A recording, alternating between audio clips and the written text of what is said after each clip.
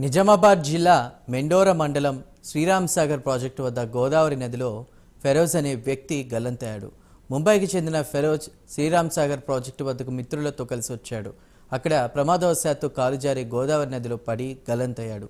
సంఘటనా స్థలానికి చేరుకున్న పోలీసులు విచారణ చేపట్టి ఫెరోజ్ కోసం గాలింపు చర్యలు చేపట్టారు.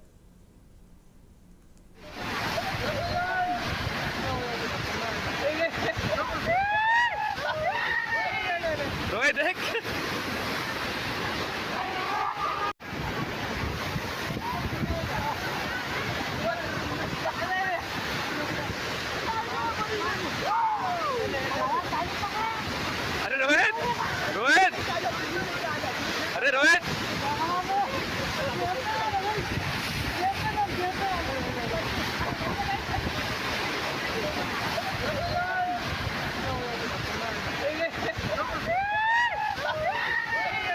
रोहित देख देख देख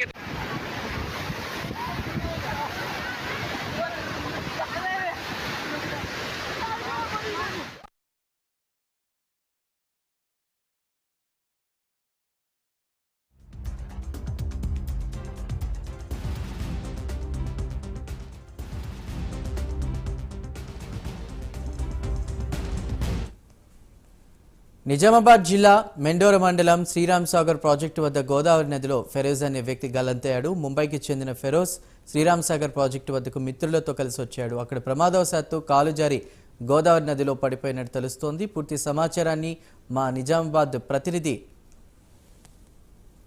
రాజేష్ అందిస్తారు. రాజేష్, ముఖ్యంగా శ్రీరామ్ సాగర్ ప్రాజెక్టు నిండు కుండలా తయారైందని చెప్పొచ్చు. గత వారం 10 రోజుల నుంచి కూడా మహారాష్ట్రలో ఎగువన కురుస్తున్న భారీ వర్షాలకు ఇటు ఇన్ఫ్లో బాగా వస్తున్న పరిస్థితిలో ఈ రోజు కూడా 24 గేట్లు ఎత్తి గోదావరి నదిలోకి నీటిని విడుదల చేశారు అధికారులు. అయితే ప్రాజెక్టు పైకి ఇటు పర్యాటకులకు తాకిడి కూడా ఎక్కువ అవుతున్న నేపథ్యంలో వారిని కట్టడి చేశారు. అయితే గోదావరి నది తీర ప్రాంతంలోనే ఇటు సెల్ఫీలు దిగేందుకు చాలా మంది పర్యాటకులు వెళ్ళిన పరిస్థితి. అయితే ఇటు ముంబైకి చెందినటువంటి ఫెరోజ్ అనే వ్యక్తి తన మిత్రులతో కలిసి ఇక్కడ వచ్చి ఫోటో దిగే సెల్ఫీ దిగే క్రమంలోనే తను కాలు జారి గల్లంతైన పరిస్థితి. అతను వచ్చినటువంటి మిత్రుడు కూడా అతన్ని కాపాడే ప్రయత్నం చేసినప్పటికీ కూడా అతను చిక్కని పరిస్థితి ఏర్పడింది. దీంతో ఇటు పోలీసులకు ఇటు స్థానిక అధికారులకు కూడా సమాచారం ఇచ్చారు.